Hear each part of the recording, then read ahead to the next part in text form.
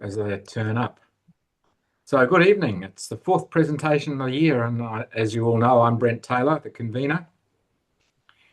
And on behalf of our committee, I'm pleased to welcome you to tonight's Zoom event. Tonight, the speaker is Phil Craig, broadcasting from the UK. He will be speaking about 1945, The Reckoning. A little bit about Phil. He's a best-selling author and multiple award-winning filmmaker. A former RAF cadet pilot, he studied at Cambridge University and was a BBC graduate trainee and built his career working for the iconic British TV series World in Action and Panorama. Later, he held senior positions at the prestigious Brook Lapping production company, at the Discovery Channel and at ABC Television in Australia, where he ran the entire factual output, including its high-profile Anzac Centenary project. Throughout his TV and writing career, Phil spent many years researching and reinterpreting the story of Britain and its empire during the Second World War, including his definitive and best-selling account, Finest Hour. He hosts the Scandal Mongers podcast. A little bit about a process, you're all familiar with this, but there'll be presentations at the end. I don't think we'll bother with the chat messaging. There's not enough of us. Just we'll go with putting your hands up if you've got a question at question time. Happy for cameras to be on as usual, but remember, everyone can see you. Microphone's off, and by now you should be on speaker view. I now invite Phil to speak. Well, thank you. Thank you very much. And thank you for the opportunity, for the first chance I've got to speak to some Australians about this book. So I'm going to read a few extracts, tell a few stories. I'm going to try and share my screen. And if you're still awake in about half an hour, you might even hear me sing. Now, let's see if this works. You should be able to see. Yes, I think you can. So yes, I've been working on this trilogy of books for about 25 years. So I've written three, one set in 1940, one set in 1942, and one set at the end of the war. I've described it as a bit of a love letter to the generation that fought in that war. And of course, when I started in about 2000, you could still meet with an interview and spend time with many real veterans. And that was one of the great joys of my life. Brent mentioned I was a former RAF pilot. I didn't actually end up going through with that because I was tempted to join the BBC instead. But I had a great feeling for the Air Force. In fact, I was taught to fly by a former Spitfire pilot. So the romance of the story of the Battle of Britain obviously really appealed to me. So it was a huge thrill in 2000 to make that thing Finest Hour, which was a big BBC TV series and book. And it was a remarkable time. Looking at now my garden here in southwest London, in the summer of 2000, we had a party with, I think there were 3 Spitfire aces, people who'd been on the beaches of Dunkirk, people who'd worked for Churchill. To be able to associate with those people was just remarkable. And yeah, so I made lots of TV shows and several other books about that generation. And during the time, I'm trying to change slides. Why is it not doing it? Hang on. Oh, there we are. And one of the highlights was working for the ABC. I know it's not a universally popular institution in Australia. And to have a job like I had, you got brickbats from all sorts of different people. But I was particularly proud of the Anzac Centenary. We got a bunch of money from the Veterans Organisation in Canberra. I think we spent it quite wisely. We made a series of shows that were, very popular from all sides. And I know there is a very lively debate in Australia, especially on Anzac Day, especially on Australia Day. Should we be proud of our military heritage? How do we balance criticism with praise? And people get very steamed up about lots of aspects of that. But I thought those shows, if any of you saw them, I hope you would agree, had some merit. This was my favorite. Worked with Sam Neill. He did a film about his own family's experience of the military through various campaigns. So yeah, that was really my life. Um, the the latest book, of course, was written in the last 2 or 3 years, and there's almost nobody to speak to personally. You have to rely much more on diaries and letters. Obviously, you want it to be fresh. You want to try and find material that most people have not read or seen before. But there are still a few people you could meet, and this man, you may recognize him. If you watched any of the coverage from Britain, there was a rather remarkable event about a week ago on VJ Day. We call it VJ Day, you call it VP Day. Whereas this gentleman, Yavar Abbas, stood up in front of the king and spoke very movingly about his memories, about the importance of remembering the sacrifice of that generation. He was an Indian Army veteran, is an Indian Army veteran, and spoke about his experiences with cancer and, of course, something that is in Charles's life. And I have been very lucky enough to speak with and get to know Yavar in the last few months. I'm not going to speak much about India in this little lecture because I've tried to focus on things that I thought might be interesting to Australians. But one of the main characters in this book is an Indian Army officer, and I tell the story of how India wins its independence largely through him. He's called General Timmy. Thimea was his real name. Not only did Yavar know this guy Timmy, he'd fought under his direct command, and he played bridge with him. I mean, he lives 2 miles from me in a place called Feltham near Heathrow Airport. How extraordinary that a 104-year-old man should know the main character of my book and live about 5 bus stops away. So it was a real thrill meeting him. And that line I put, those are the 4 words with which I end the first book, Finest Hour, that those people were still just within reach. And I wanted just to show you a little clip of my TV work because, well, I'm proud of it. This is something I made for the ABC and for the BBC. It was about 2011. So by now, everybody's in their mid to late 80s or even 90. But you could still find people who could tell a story incredibly well. And I think the way I put together this clip is also the way I put together my book. So it's kind of my style, very much grown out of my experience making TV, trying to lead with people. I mean, there's lots of theoretical stuff in this. I'm going to talk about empire. I'm going to talk about politics, but I think you grab an audience by engaging them with actual human beings. So this is about 4 minute clip of a show I did all about Tobruk. And yeah, I like my history up close and personal. You may have to turn your speakers up. This could be a little bit quiet, but I hope you enjoy it anyway. He's not counted on the resolve of the Commonwealth troops opposing. Men like 20-year-old Gordon Wallace from Queensland. We had 2 options, either win or be taken prisoner. So there was no option. There was no way in God's earth we were going to surrender, that's for sure. 21-year-old Joe Madeley from country New South Wales. I grew up on a farm, so I was used to country life and living a bit rough. We had thousands of rabbits, and I was the main rabbit trapper. And so I was used to getting around in the dark and not getting lost. I could read the stars even before winning. And 21-year-old Ray Ellis from Nottingham, England.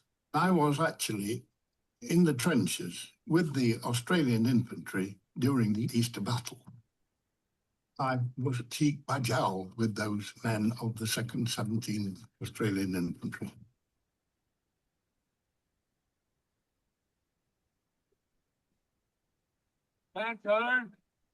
You realise that the men on the artillery actually do not see the enemy. They're several thousand yards behind. So you've got to have eyes, and that is the observation post up forward with the infantry. And that was the most dangerous job in the regiment. That was me. 3, 5, 8, 500. Around some fire.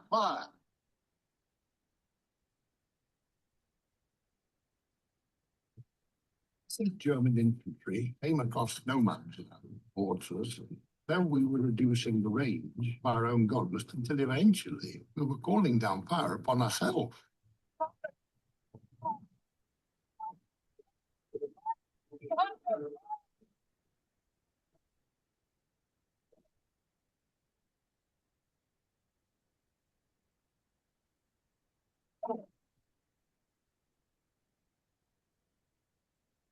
The smell is a smell, and the battle is a smell. It's blood. all night, as well as the sound sights, as well as all the sensors are involved. You shoot at anything, whether they're running this way or running the other way. Makes no difference. I don't think you're quite human when you really get to go on.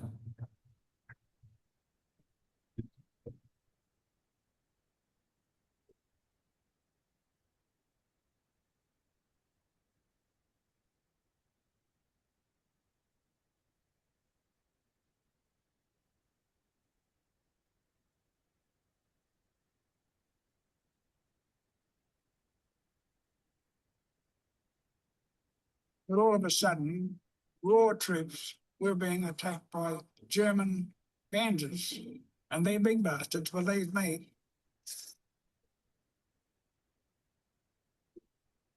From his underground bunker within the Tobruk perimeter, Australian General Leslie Morshead orders his men to stand their ground and let the German panzers pass by them, drawing the enemy closer to the British artillery.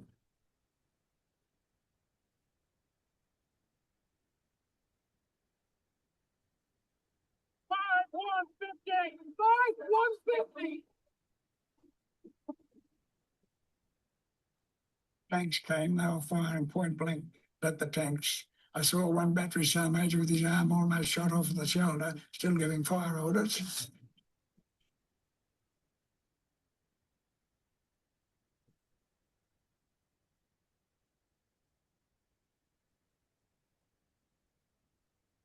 To be in the middle of a melee fight is absolutely dummy fire. They are a fearsome thing, and they're not a thing you like to use, because it means you're right hand to hand with the enemy.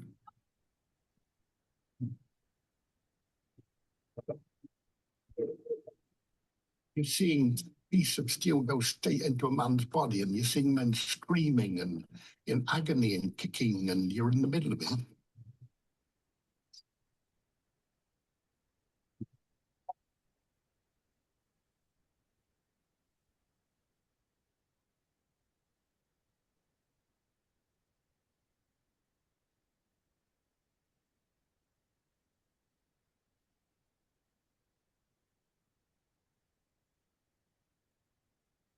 In April 1941, after 3 days of carnage, these Australian and British soldiers have done something that nobody else has yet achieved in the Second World War. They've stopped a German offensive in its tracks. It was the first time that the German army had been stopped, and they were stopped by the Australian infantry and the British artillery. When we started that battle, they were referring to us as pommy bastards. At the end of the battle, we'd become coppers. Yes, I know some people don't like dramatic reconstruction in documentary, and sometimes it can be very cheesy.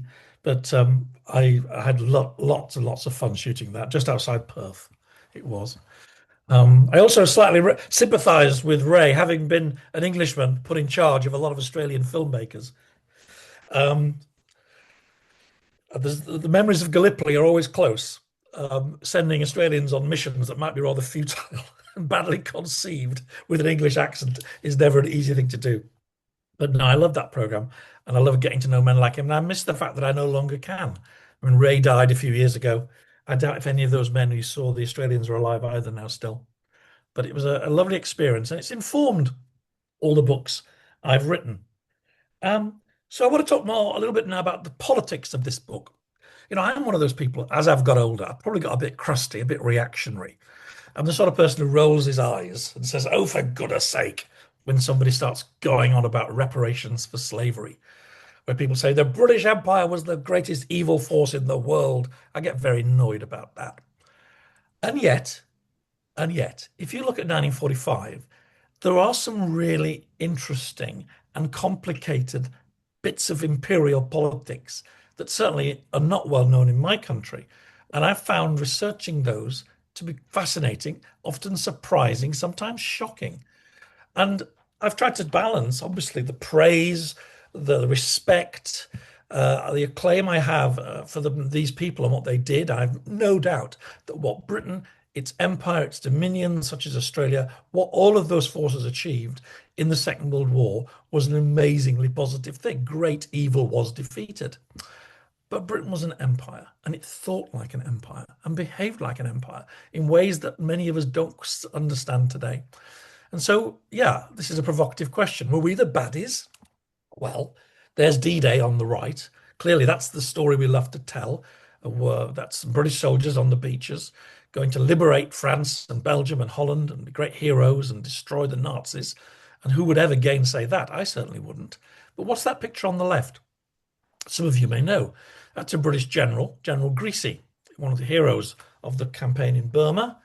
That Frenchman is General Leclerc, one of the great liberators of Paris. At least that's what the press release said. And those chaps are Indian Army soldiers. Now, that picture was taken in Vietnam in 1945, and they're not there to liberate anybody. They're there to put the French back in charge. And I'll come back to that in a minute, because that was a rather important thing, because that was going to set that region up for 30 more years of war, which, of course, dragged Australia in too. It all starts with the Atlantic Charter. And I'd like to read a little bit about that, actually, in a minute from my book. It's August 41. America's not in the war yet. Churchill is desperate for any sign of American support. Times are hard. We need aid. Roosevelt was a lifelong anti-colonialist. You know, he was a New Dealer, a man of the left. The liberals that surrounded him at the very beginning of the war, many of them felt it was hard morally to distinguish between the Nazis and the British Empire. Now, I know that sounds kind of shocking to us now because we now know what the Nazis were capable of. But in 1939, it wasn't quite so clear cut. And don't forget, there were a lot of Americans with a German background, with an Italian background, perhaps especially with an Irish background, who had no real reason to love the British. And throughout, certainly Roosevelt's career in the 30s, he was very, very vituperative about the empire, how it had been a big factor in the global depression and the Great Slump. And that represented what a lot of people on the progressive left-wing side of life believed. So Churchill really needed to woo him. And I think certainly by 41, Roosevelt was in. He really wanted to help the British, but he had to sell it to his base, to his voters, to his supporters in his party. So he gets this promise about what are we fighting for? Can't be like World War I, God, King, and Empire. It's got to be something else. Well, we respect the rights of all people to choose the form of government under which they will live. See sovereign rights and self-government restored to those who have been deprived of them. I mean, that's a startling thing for Winston Churchill to put his name to, given that he was a lifelong imperialist. He'd spent most of the 1930s trying to stop India getting independence or dominion status. But he did, because he needed that, he needed the support. And it's true, right across the British media, and even within the Army and the Navy and the Air Force, pamphlets are printed. I'll quote one in the book. Every British soldier could read that we are no longer fighting for imperialism, quotes, in the disreputable sense of that word, but for a future of self-determination. And if you read Eisenhower's stirring words on D-Day, that's what he refers to. In fact, a lot of these words figure in the Charter of the UN, which is created in 45. But from the word go, Churchill is trying to do his favorite thing, weasel. It's his favorite word. He was weaseling on this from the start. When he attempted to calm, I'm reading a little passage from the book. When he attempted to calm nervous Conservative MPs in the House of Commons, Churchill was able to identify several areas of what he called wriggle room in the Charter. As he drafted the document with Roosevelt, he claimed, what he had in mind was the states and nations under the Nazi yoke, which he said we all accept is a separate problem from the progressive evolution of Britain's colonial subjects. It's not, he insisted, intended by me that the natives of Nigeria or Africa could by majority vote suddenly choose the form of government under which they lived, because prior obligations require to be considered. Now, that's not what Roosevelt thought he'd signed. And it's not what all the leaders the nationalist leaders across, certainly across Southeast Asia, I believe. People were jumping on boats and planes coming to London from places. Don't forget, this is all before the Japanese are in the war. So you've got Burmese and Malayans and lots of other people saying, well, that sounds very good. When do we start building this future of self-determination? And the answer is, well, of course, after the war, we will look at this and liberal principles will apply. But it was quite clear that Churchill was going to do a little bit of wriggling if he could to get out of what he'd signed up. And this really does affect what happens next. I spoke at the beginning about Vietnam. It is a remarkable story, and forgive me if you all know this. I didn't, and I thought I knew a little bit about this war. The OSS were the forerunner of the CIA. They were Washington's eyes and ears around the world. There was a big OSS team in Vietnam, in Indochina, which of course had been ruled by France for many years. Now Roosevelt, and I quote this in the book, he very often was said at these conferences, he was determined that the French would never get back into Indochina. He had a real bee in his bonnet about the way the French behaved there. And he thought that that was something that he could never sign up to. So the OSS are working with a guerrilla army that's doing rather well, fighting the Japanese, and they are called the Viet Minh, and they're run by a chap called Ho Chi Minh. Here are some Americans training people to throw grenades. Here's one of the OSS guys. I think we've slightly obscured it with our own faces, but he's sitting down there with Ho Chi Minh. You can't see him in the picture. And yeah, they work hard. There's Giap, the famous general, Ho Chi Minh, some more American guys, some more training going on. The OSS wrote long memos about what they recommended. And they basically said, this guy Ho Chi Minh is by far the most impressive leader. He's very friendly towards us. We know he's a communist, but he's the sort of communist we think we can do business with. And he certainly wants to be friends. And he's been educated in the West. He's very enthusiastic about democratic principles. And the most important thing, he's very popular, not just in the North, which is where his real base was, but in the South as well. So we think the best thing to do is to let Ho Chi Minh and his militia take charge of the country, which of course, and they said this, would follow the principles of the Atlantic Charter, which we have talked to him about many times.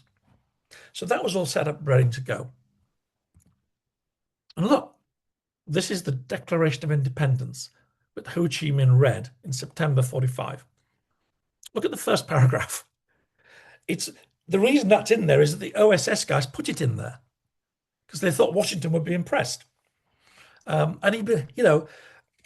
we think of Ho as somebody who later in his life he was a very hardcore communist. Obviously, he was looked to the Chinese for help in the 50s, 60s, and 70s.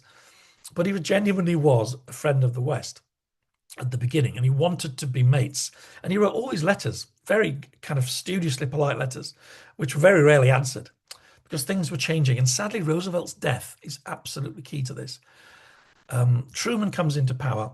Yeah, there they are. This is one of the other Americans. This is the day of the Declaration of Independence. They're standing right next to him, saying, yeah, all men created equal.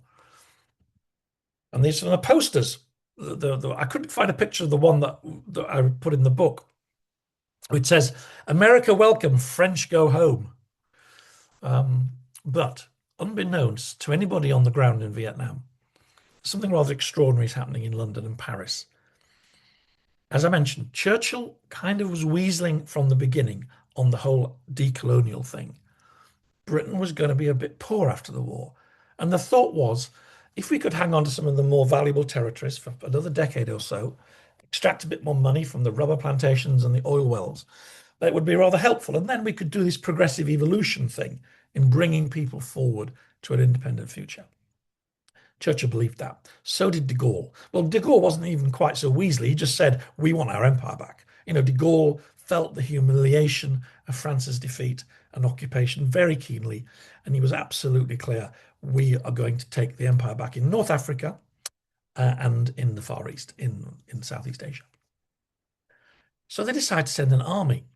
And of course, they have to ask the Americans. And Truman says, fine. And which is an extraordinary reversal. The OSS guys on the ground start sending memos to say, well, what's changed? And I think the honest answer is Truman just didn't care so much. He wanted to keep the British and the French sweet. And I think deep down also something else was happening, which is America itself was evolving into a new kind of empire. I mean, it had taken all these bases in the Pacific in 1944 and 45, or some of these huge bases from the Japanese. If you on a strict reading of the Atlantic Charter, they should have been given back to the islanders. But no, America was going to hold on to those bases. A form of words would be found and run through the new United Nations, call them protectorates, something like that.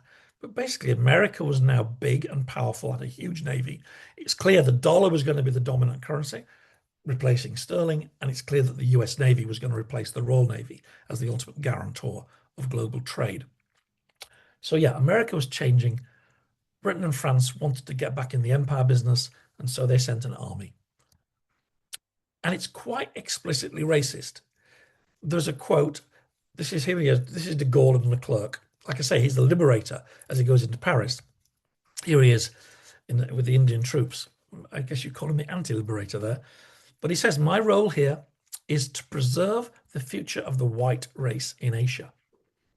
And as I say in the book, most of the troops under his command were Indian. So I wonder what they would have thought. You've got to go into battle against the local militia who were our allies about 2 weeks ago against Japan. And you're doing it for the future of the white race. I mean, their own country was thinking of independence, of course, and that was definitely happening. After a while, when Nehru finds out about all this stuff, he stops it, but it doesn't stop it in time. There's quite a brutal war. And it gets very, very difficult because, as I say, Ho Chi Minh is popular. He's got a big militia. So they get quite short of troops. So what do you think they do? Well, you may know. I didn't know. They release tens of thousands of Japanese prisoners of war, and they give them arms, and they send them into battle against the Vietnamese militia, which is one of those kind of head-smacking moments. You think of what it was like in September, October 45. What was in all the newspapers, certainly in Australia, all around the world? Accounts of the horrific crimes that were being revealed in their various camps, railways, what the Japanese had done in their germ warfare labs. You know, there were talks of trials, and there were trials, and people were executed. But at the exact same time, it was thought appropriate to release all of these Japanese soldiers. They called them JSPs, Japanese surrendered persons, and send them into war against somebody who'd been an ally of America. And they win. It's very messy. They win. And Vietnam settles down to a future under French rule. The British leave. The Indian Army leaves. The French try and make the best of it. But you know as well as I do what happens next. Horrific war between the French and Ho Chi Minh. And then the Americans get sucked in. The Australians get sucked in. It's incredibly socially divisive in Australia and in America. Not to mention the millions of people who die, Agent Orange. And at the end of all of that horror, what happens? Ho Chi Minh ends up running it, which is what the OSS had recommended all those years before. And in fact, at the height of the Vietnam War, I think about 73, 72, they find all these memos. They were sitting in some dusty kind of corridor in a box. And the Washington Post puts it on the front page. Said, do you know that the people we're fighting were the ones that Roosevelt thought should run the place? Amazing. Just one of history's great mistakes, I think. And I think it's partly America's fault for just taking its eye off the ball, having new priorities. But primarily, I say it's this thing I call imperial muscle memory that was active in Paris and in London. So that's quite a big part of the book. And yeah, it's not a cheerful story, but I think to many people it'll be a fresh one. Even bigger battles, I don't know whether you've heard about this, happened in Dutch East Indies. Again, Japanese troops are released. It doesn't work there. There's a campaign that lasts about 6 months. Again, British, Indian, Dutch release Japanese prisoners against the local militias. Surabaya, which is the second biggest military port in the region, second only to Singapore, Surabaya is shelled from the sea. It's bombed by the RAF. It ends up looking like Gaza or Aleppo. It's blown to bits. Every year they celebrate this battle. I shouldn't say celebrate. They commemorate it in Indonesia. And it's called Heroes Day. But I doubt if more than 1% of people in Britain know anything about this story. So yeah, there's another little nasty colonial war. It doesn't actually work because it's clear that the Dutch are never going to be accepted back. And I think after a couple of years, they do some kind of deal and leave. But it's another of the stories that I found very fresh in terms of trying to understand, I like history to be warts and all. And if the book's called The Reckoning, I think we should try and reckon with everything that happened, including the things that we don't like to talk about on VJ Day, but were very much remembered in these countries. And I think to a certain extent, explain the suspicion that some people from these colonized places still feel towards us. Because this is the kind of stuff we did when we thought we could get away with it. I want to talk about Borneo in more detail. And I want to read you a little passage. Borneo is it's a small story in the totality of the Second World War. It's previously been told in Australia, I think, as a bit of a heroic tale. There's a very successful invasion by the 9th Division in, I think it's June 45. And before that, there's this sort of jungle special forces mission, Operation Semut. I should thank Christine Helliwell. I'm sure you've heard of her. She wrote an amazing book 2 or 3 years ago. She was extremely generous, sharing all sorts of her material with me, including things she didn't publish. And if you have any interest in the story, you should read Semut, because it's an amazing book, actually, because it's sort of anthropology meets military history, meets her own personal memoir of dealing with losing her husband, for example. It's a really very original piece of writing. Anyway, I tell the story of Borneo in a way that I don't know if Christine agrees. I'm going to be speaking in Australia in October, and I'm doing a session at the Australian War Memorial in Canberra, which for me, it's like playing Glastonbury. I mean, I'm so excited about speaking at the War Memorial, and I'm going to be speaking with Christine on stage. And I'm not entirely sure she'll agree with me, so that could be quite an interesting session. But I tell the story of Operation Semut as a kind of colonial disaster, really a little bit of a Heart of Darkness story. And it starts with a song. I did promise you a song, didn't I? So I describe how they parachute in the first groups of the special forces. They fly them into the interior of the island where there are these Dayak tribes. That guy you can see, Toby Carter, he's a New Zealander. He runs this unit. It's from the Australian Special Forces, the SRD. Most of them are Australian, but he's a Kiwi. He's lived there in Borneo, and he knows some of these local headsmen, and he speaks the language. So they parachute them in, and they start a series of meetings where they make various promises to try and recruit people to help them. On the 25th of March, 1945, the engines of Liberator bombers were not the only things making unfamiliar noises on the Kelabit Plateau. Fuck 'em all. Fuck 'em all. The long and the short and the tall. Fuck all the sergeants and WO1s. Fuck all their corporals and fuck all their mums. Few of the men and women swaying and cheering in the longhouse understood the words, but they clearly grasped the sentiment as the men of Semut 2 celebrated a day that had gone better than any of them had expected. After many rounds of borak, the potent local rice wine, their host had stood up to sing traditional Dayak praising songs in honor of their guests, each accompanied by an obligatory toast. And so it seemed like simple good manners to respond in the finest traditions of the Australian Army. "'Cause we're saying fuck off to them all, as back to their billets they crawl. There's fuck all promotion this side of the ocean, so cheer up, my lads, fuck 'em all." Do apologise for the accent. Yeah, so I explain what they're doing. They're making all sorts of promises about help and aid. And key to this is, if you join us on our mission, we will guarantee you security, because these are just tribes people. I mean, they don't really have many modern weapons. But if you join us, if you fight with us, when this big army comes to land with boats and planes and tanks, you'll be protected. Because, the Japanese had a rotten reputation everywhere for being very, very cruel to anybody that challenged them, and even people who didn't. So the locals were rightfully scared of the Japanese. But they were very interested in these promises, and they were rather taken in by these Australian special forces. And so, as I say, it was an impressive and persuasive pitch, although unfortunately, and wholly unknown to the men singing late into the night high on the Kelabit Plateau, most of its important points and promises would turn out to be worth fuck all. Because there's a strange, confusing, mixed agenda behind this mission. And even now, it's very, very hard to work out what they thought they were there to do.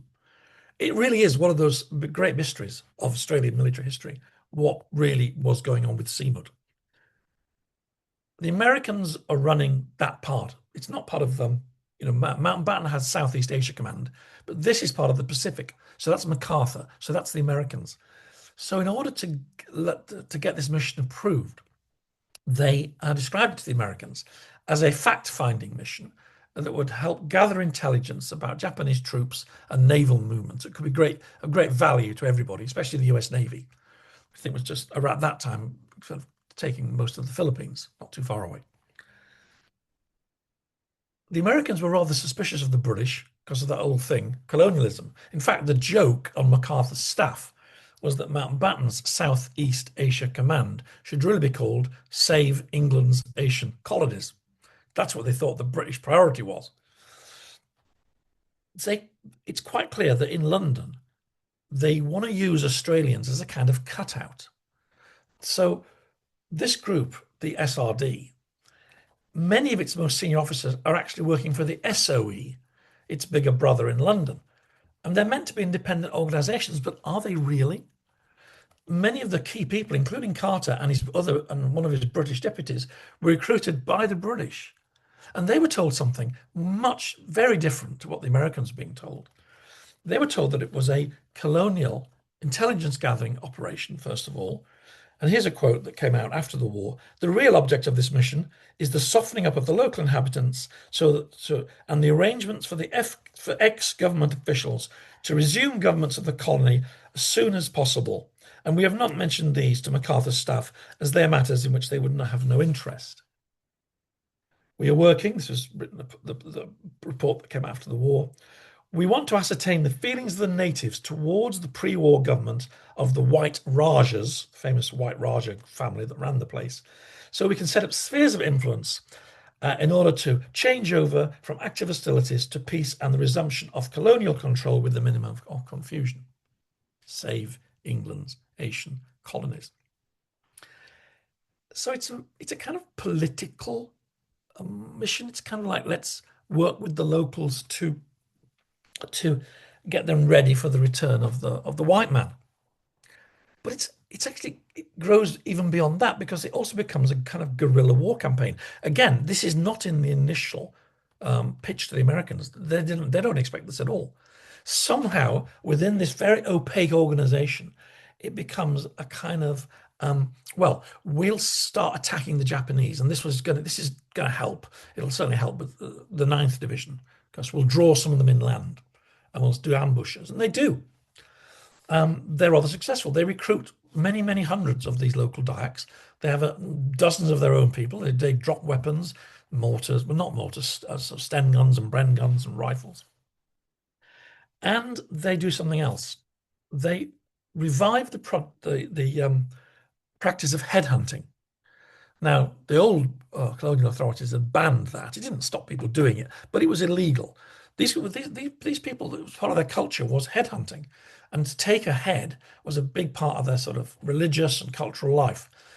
And the SRD was authorized to pay for the heads of Japanese soldiers. This sent an electric current through the whole area. Many, many people volunteered to get a head and to be paid for it. That was a very exciting thing for a young Dayak man. It would guarantee him, a much better life, perhaps a better marriage, certainly very high status in his community. So many people rushed to join this mission, drawn by the prospect of working with the Australians, getting ahead. They start launching limited guerrilla attacks. They go rather well at first. Tom Harrison, who's one of the British guys who's working with Carter, sent his local volunteers into action. Quotes, I informed them $1 for the first man to bring me a Jap head. He didn't have to wait long. Quote, from my vantage point on the route of the mangrove, I saw a murderous scene A few feet in front of me was a mass of alternatively rising and falling parangs. That's the little traditional swords of the Dayaks. Around a circle of khaki bodies, I could hear the thumps of the parangs and see froth and blood staining the water.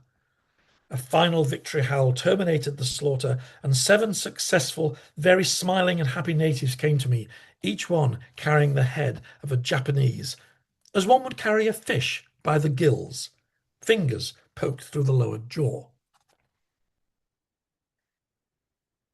And the Japanese aren't too pleased about this, because they didn't expect it. And so they start fighting back.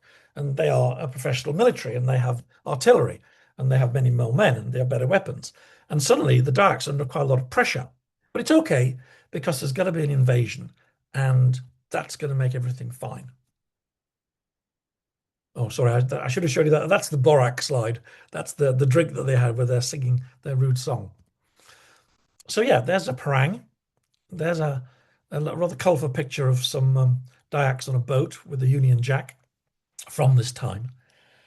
And a lot of the accounts of the Semut operation, I should say that all the Australians, all of whom survived, wrote very colourfully and spoke to Christine and others about this with a lot of fondness. Lifelong friendships were made. They really respected the Dayaks. They couldn't have done what they did without the Dayaks, as guides, intelligence, and as fighters too. But here's the problem. Nobody had told 9th Division anything about this.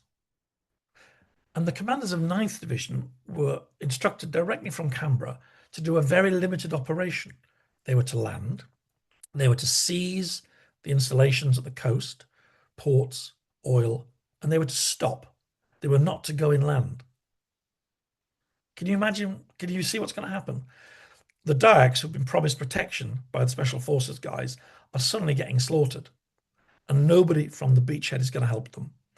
And it gets really quite nasty. And our old friend, the Anglo-Australian rivalry, comes into play, because the Australian officers of the beachhead have a very low opinion of what's happening inland, very low opinion. And when people like Tom Harrison, who is your classic arrogant POM, starts sending them cables, starts telling Australian generals what they should be doing, and telling them what that it's dishonourable. We made these promises. Well, I didn't make a promise, mate. Well, I did. Well, that's not my problem, is it? And they start referring to them as British units, even though most of them are as Australian as they are. So there's a lot of tension builds up. And then when they finally do meet, it couldn't have gone worse. Some officers come inland to meet with one of these Semut groups. And before the conversations happened, they drag out some poor wretched bloke from a hut and say, he's a traitor. He's been sending messages to the Japanese. And without even the pretense of a trial, in the full view of Australian officers, they put this guy down, they chop his head off. And the guys from 9th Division are absolutely outraged. They seek to arrest their own comrades. They go back to their... So when these guys, they need to court-martial these guys. It goes all the way up to blaming. I mean, that's how bad and poisonous this situation is. And while this is going on, this kind of really messy war of headhunting, ambushes, reprisal raids breaks out all through the interior. Finally, Toby Carter is so angry about this. He makes such a fuss, they fire him and they bring him back to Australia. Finally, they agree to send some air support to help some of these Dayak communities. But, in the way of these things, the bombs very often fall on the longhouses they're meant to protect. There's a great story where the Australian Special Forces guys, they're so fed up with the Air Force bombing the wrong targets. They, using their favourite word again, they make strips out of bed sheets and they put them on the ground in front of the longhouses so that the Australian pilots can see the words, "fuck off." Yeah, it all gets very, very, very nasty. Like I say, none of the SRD men die, but quite a few hundred Dayaks do. And quite a few other uninvolved civilians do, because I mentioned they were paying for heads, right? If you're an Australian soldier, can you tell the difference between a Japanese head, a Chinese head? Some of these Dayaks get so riled up, they go and they grab civilians, Chinese shopkeepers, Malaysian workers. They decapitate them as well.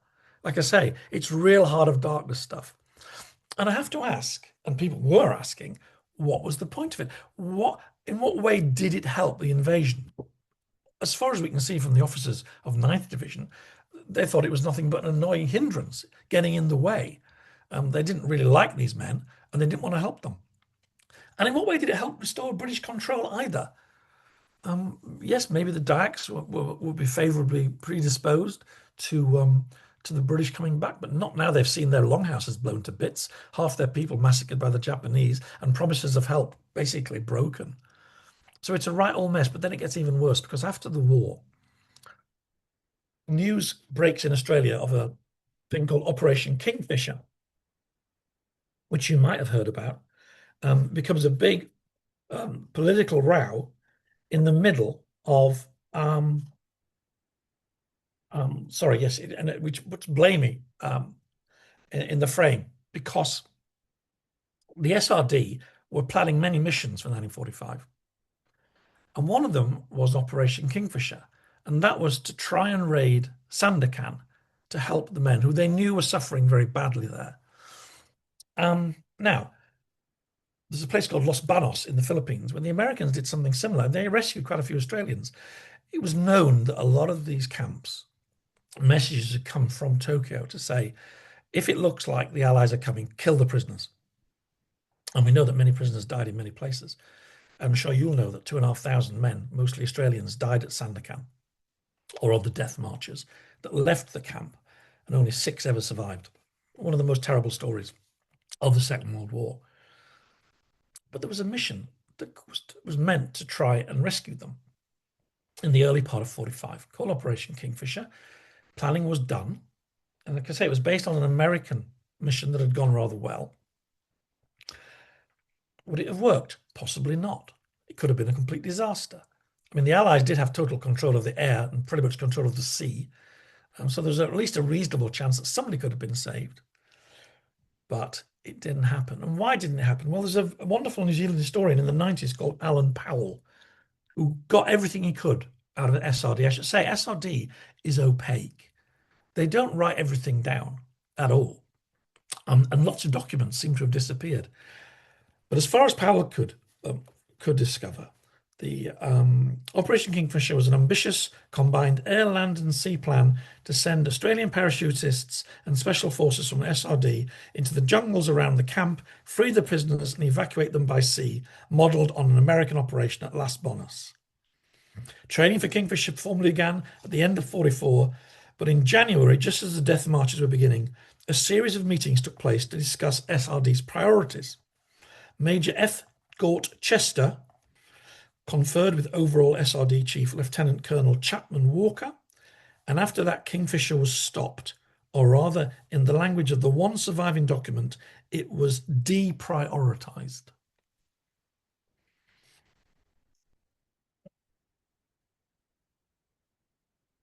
Having reviewed all the paperwork and everything else he could find about Kingfisher, Alan Powell concluded rather bleakly that it was known that the Japanese were prone to murder those men, and there was anybody who could bear witness about them. The excuse given in one meeting was that some prisoners might die, but in the end, all of them died.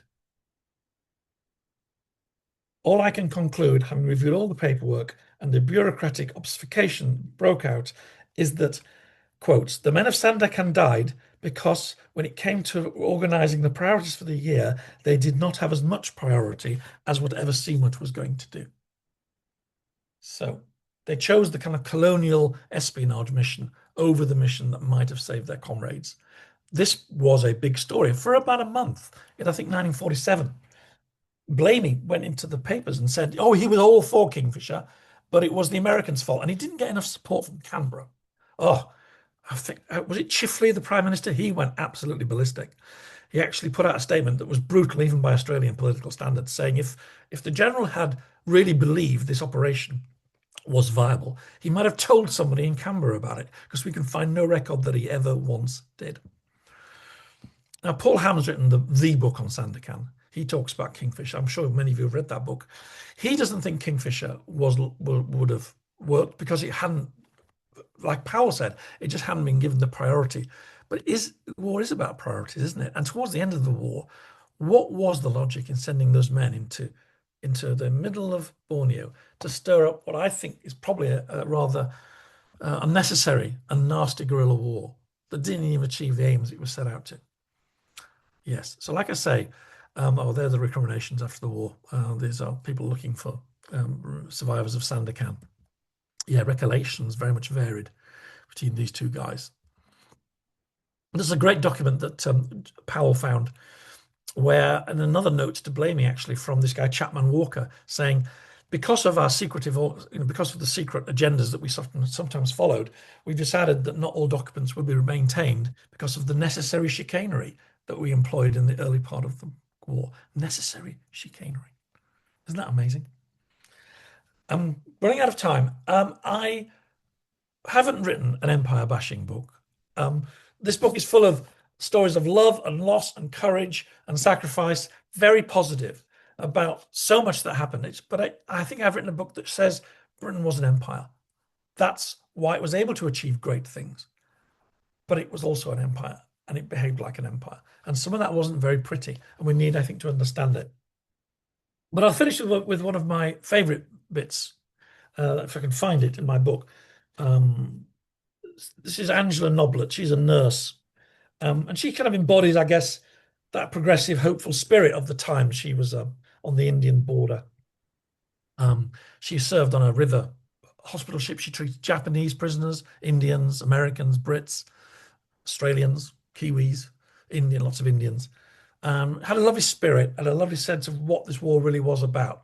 You know, if you could have boiled the Atlantic Charter down and turned it into a kind of program, that would have been her program. Angela was proud of her nursing on the river. She enjoyed seeing weak and desperate men transform under her care. There was a shortage of qualified doctors, and so Indian licensates, partly trained medical staff, worked on the steamer too. One evening, as a soldier with cerebral malaria was slipping into a coma, one such young man had a crisis of confidence, held back for administering the intravenous quinine that Angela knew was the only hope. As we stood there, looking at the patient by the dim rays of a kerosene lamp, it suddenly dawned on me that he'd never given an intravenous injection before. I took his hand and encouraged him to try, and that boy's life was saved. It was a happy time. It was a hopeful time. The calmness and the camaraderie of days like this touched Angela deeply, as did the friendships and romances she saw between men and women of different races, faiths, and background. At night, she thought of her hand on that of the nervous young doctor. She'd wheel around the deck in her sari in front of her cheering Indian friends, reciting Urdu poetry up to the stars, and in her mind a vision of a better world formed, an antidote to the inequalities and the abuse that she'd witnessed. In her diary, late one night, perhaps after one of her moonlit dances, she wrote this. Ahead of us curves the moon, a single thread of light flanked by a single star, which proclaims to the Muslim world the advent of Eid al-Fitr and the end of the long fast.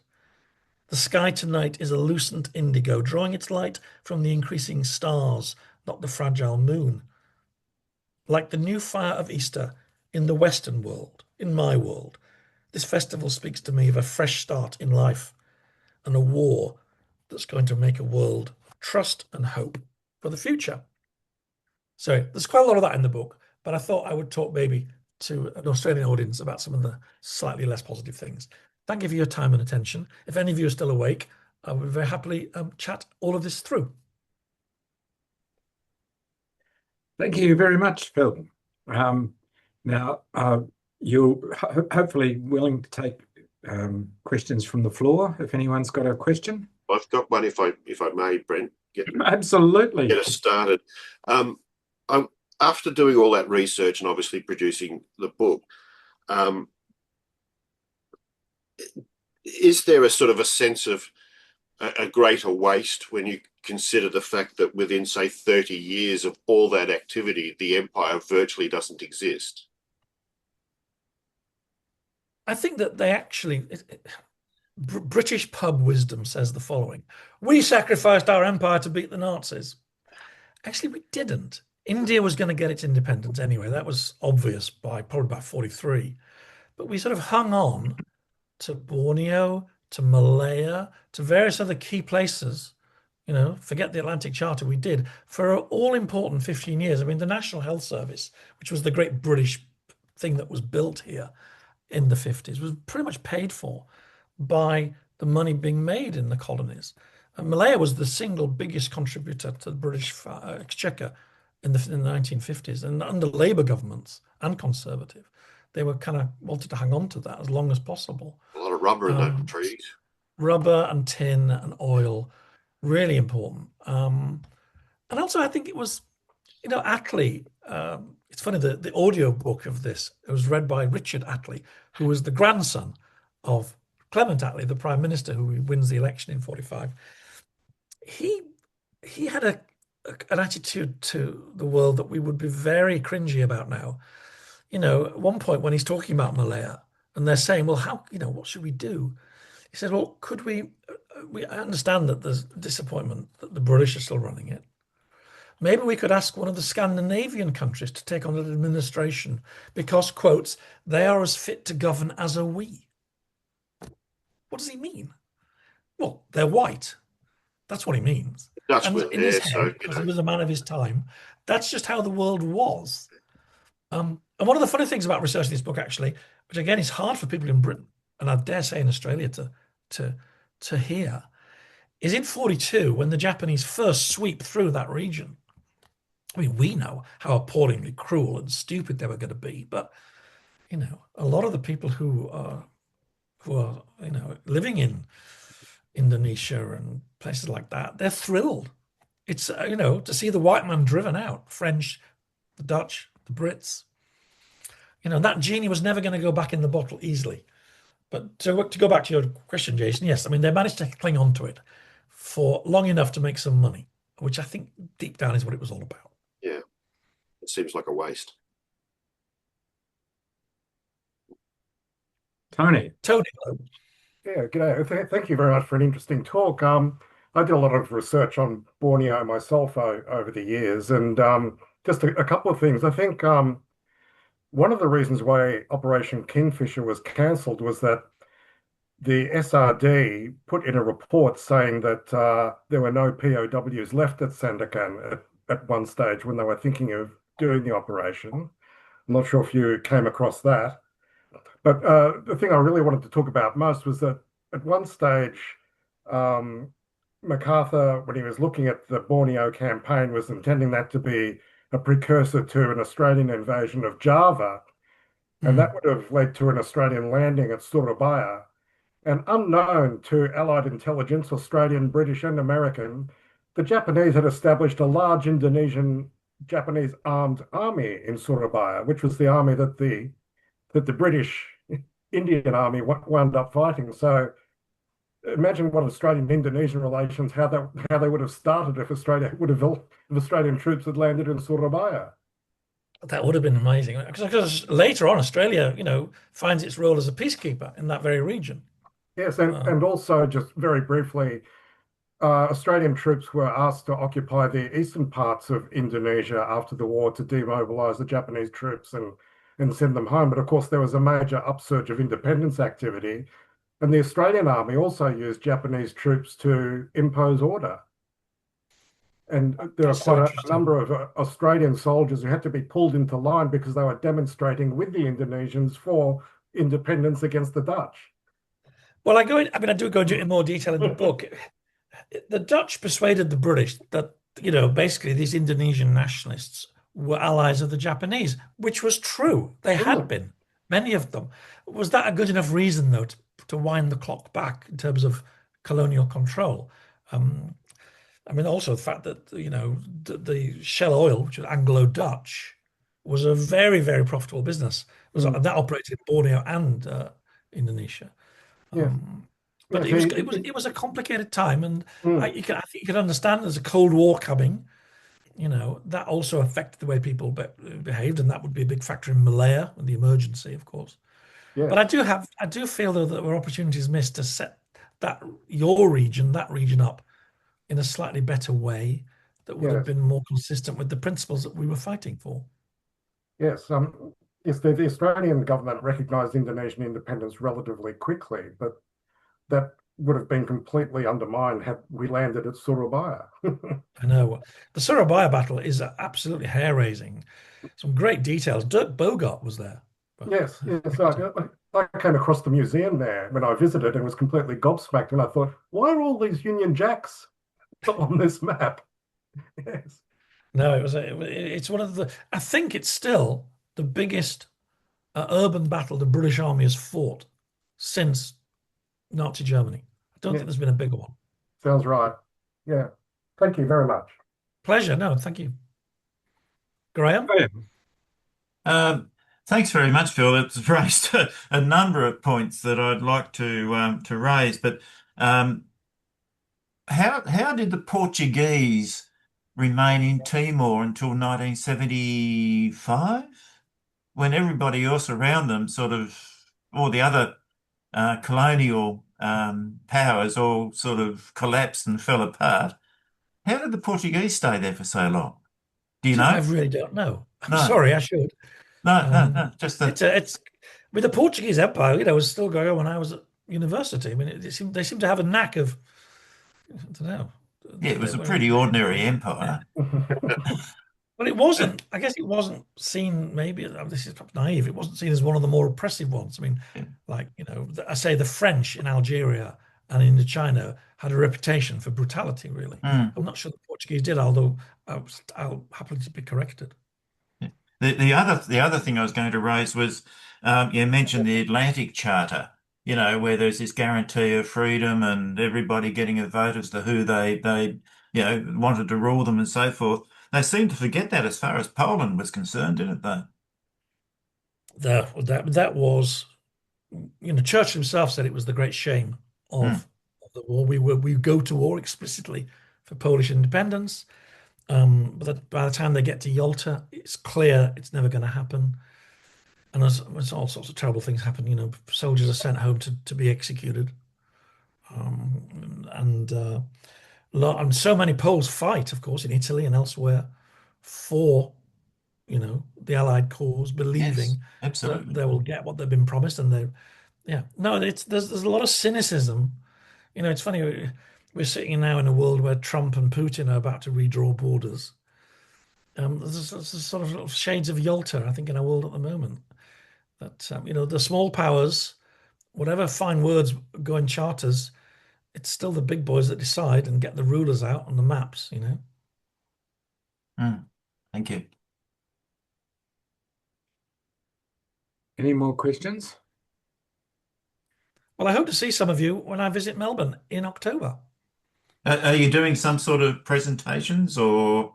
I'm doing an evening in a bookshop in Hawthorne, and then I'm going to your conference on is it the 11th? Certainly is. So hopefully we'll see you there, Graham. Yep. Which conference is So I that? look forward to that, and thank you very much for joining me today. Yeah. I'll tell you about it. I'll tell you about it in just a minute, Graham. All right, thank you. Oh, that conference. Yes. Yeah, that conference, one of our conferences. Thank you. all the best, guys. Thank you so much. Thank you. Thank you, Thank Phil. you very Excellent much, Phil. presentation. Tremendous. Thank you. Okay, so we've got conference. That conference, yes. Yes. But before we get on to that conference, we have a notice of an annual general meeting. I can't see whether it's up or not because I've got my own. Oh, well done. We're coordinated.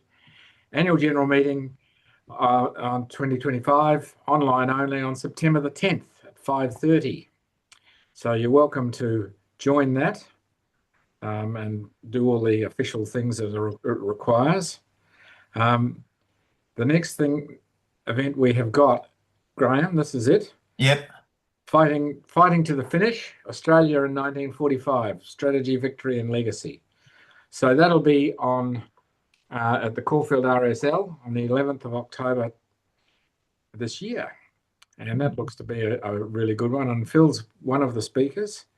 Nicole Townsend, Director of the Second World War Research Group, Tim Gallel, and so on, Professor Blaxland. So, as always, a good array of experts. And the next thing is our next speaker Borneo, the last campaign. This, I think, is the swan song for Michael Veitch. He's threatening not to write any more books. He's got to the end of the war, though. Good on him. A lot of persistence. So he'll be joining us on the 12th of November, same time. So that'll be interesting. He's always very entertaining. And that's it from me. So this brings this session to a close. And thanks to Phil, he's gone, but Jason, who's always keeps the things going behind the scenes. And thank you all for joining us. Hope you come again. Thank you. Good night, Thank you. brother.